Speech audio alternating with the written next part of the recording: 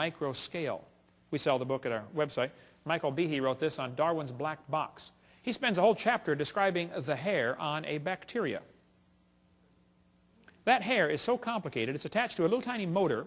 The motor is so tiny that 8 million of them would fit in the cross-section of a human hair, but the motor turns 100,000 RPM.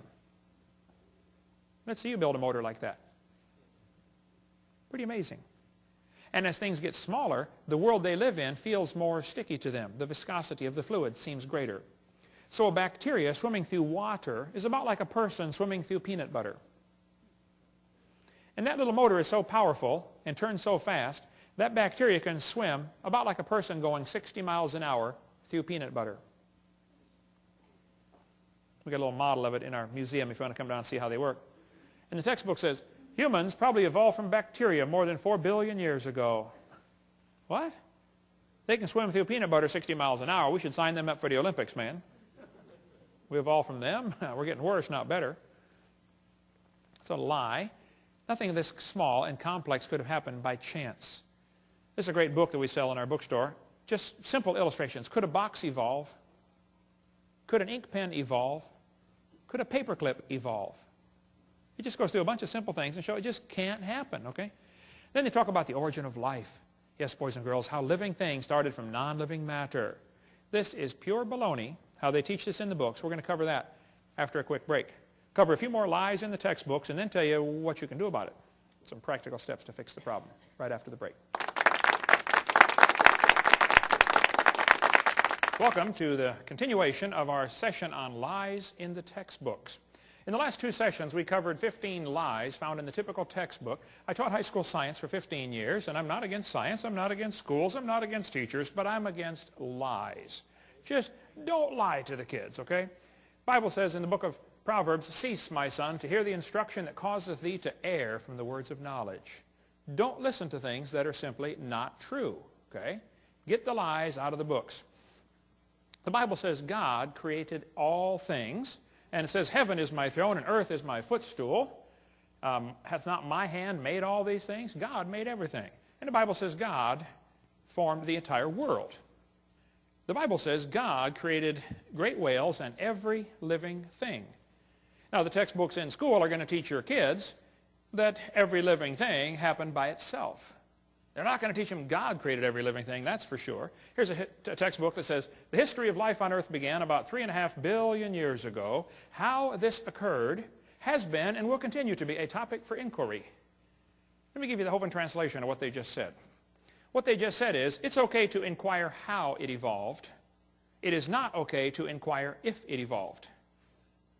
Hey kids, you're allowed to research, how did evolution happen?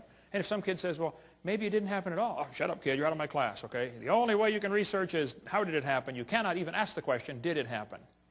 That's not education. That's indoctrination. Okay? I'm sick and tired of paying for that stuff. Now, nobody knows how a mixture of lifeless chemicals spontaneously organize themselves into the first living cell. Paul Davies said, nobody has a clue how life got started from non-living material by itself. There is not even a good theory how it can happen, but the textbooks are going to teach your kids it just happened, okay? They just tell them, hey, it happened. And you can't even consider the option that maybe God made it. Here's what happened. Back in the 50s, 2 guys, Miller and Urey, decided to figure out how life evolved. So they took a mixture of chemicals and ran it through these tubes and tried to create life in the laboratory. The experiment's been duplicated many, many times, always been a failure, and always created more problems for the evolutionist. This textbook says, although he never proved how life originated, he did add evidence to the theory that life could have started by itself. That is a lie. All they did was create problems for the idea that life could have started by itself. This one says, swirling in the waters of the oceans is a bubbling broth of complex chemicals. Progress from a complex chemical soup to a living organism is very slow. Oh, it sure is. It don't even happen. That's how slow it is. There are several different articles that say life came from clay. Yep, got some clay together and poof, came alive on the bottom of the ocean. They did not address the origin of life in Darwin's book, and it's never been figured out since how life could have started. What he did is he took these 4 chemicals and put them in these glass tubes, made them circulate around, and tried to create life in the laboratory. This textbook says, many important events occurred during the Archean era, the most important of which was the evolution of life. Progress from complex molecules to the simplest living organism was a very long process. I guess so. If you give it billions of years, somehow it looks more reasonable, you know. This one says the first living cells emerged between 4 billion and 3.8 billion years ago. There is no record of the event. But you better believe it, and you're going to be tested on it. The first self-replicating systems must have emerged in this organic soup. So great-great-great-great-grandpa was soup. This is one of the lies in the textbooks you kids have to face. Nobody has a clue how life could have gotten started by non-living chemicals. Even Haeckel confessed, he's the guy we talked about in the last session, that made up the idea that the embryo has gill slits, you know, so they could justify abortion. Haeckel said, he claimed that spontaneous generation must be true, not because it had been proven in the laboratory, but because otherwise it would be necessary to believe in a creator. Well, Ernst, I'm sorry, bud, that's just the way it goes. Okay, there's a creator, whether you like it or not, okay? So have they really produced life in the laboratory? Oh, they haven't even come close. Here's what they did. They took 4 gases. They took methane, ammonia, water vapor, and hydrogen, ran them through these tubes, ran it through a spark chamber supposed to simulate lightning. They say, we're going to put them together and make life in the laboratory. At the bottom of the flask, they got this red goo, and they kept draining the goo off, because if it went through the spark again, it would destroy it. So they had to make the goo and then save it from the next spark, okay? They said in the textbook here it was rich in amino acids, this red goo was. Well, that's simply a lie, okay? They didn't come close to making life. The problem is they had a reducing atmosphere. In other words, he excluded oxygen. You can look at his 4 gases. There's no oxygen there.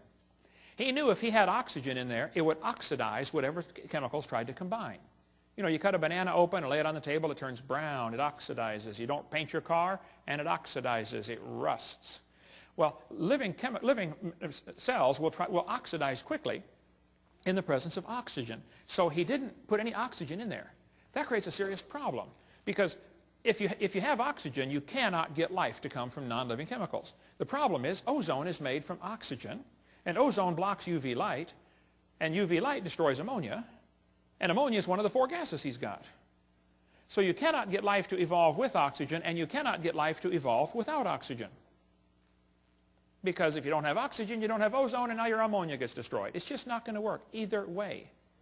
And the earth has always had oxygen, even more than today. This guy said, what evidence is there for a primitive methane ammonia atmosphere on earth? The answer is there is no evidence for it, but much against it. We find in general no evidence in the sedimentary distribution of carbon, sulfur, uranium, etc., of an oxygen-free atmosphere ever existed on the earth. If somebody tells you the early earth had a reducing atmosphere, you tell them Kent Hovind said they're confused or they're deliberately lying, because it's not true. The earth has always had oxygen. This article said, it's suggested from the earliest dated rocks at 3.7 billion years ago, earth had an oxygenic atmosphere. They've always known the earth had oxygen, even more than we have today. We covered that on seminar part 2, how the early earth probably had even more oxygen, made them live longer. This textbook says there was no oxygen on the earth, which is a lie, and then it says the rocks absorbed it. Hello? How can they absorb it if it wasn't there? Well, think about it. Second problem they had with the Miller experiment, they filtered out the product. That is not realistic for nature, okay? They saved the goo from getting sparked the second time because it would have destroyed it. What he actually made in this experiment was 85% tar, 13% carboxylic acid. Now, both of those are poisonous to life. If you make a mixture that's 98% poisonous to the other 2%, I don't think it's logical to say you've succeeded in creating anything that's going to help make life, okay? The problems are he made mostly only 2 amino acids. There are 20 different ones required to make life. 20 different amino acids. Now, these amino acids are kind of like letters of the alphabet, okay? You have to have 26 letters in the English alphabet to make all the words that we have. Well, you have to have 20 different amino acids to make all the proteins that your body has. With those 20 different amino acids, your body can build a bazillion different kinds of proteins, kind of like you can make a lot of different words with the same 26 letters, okay?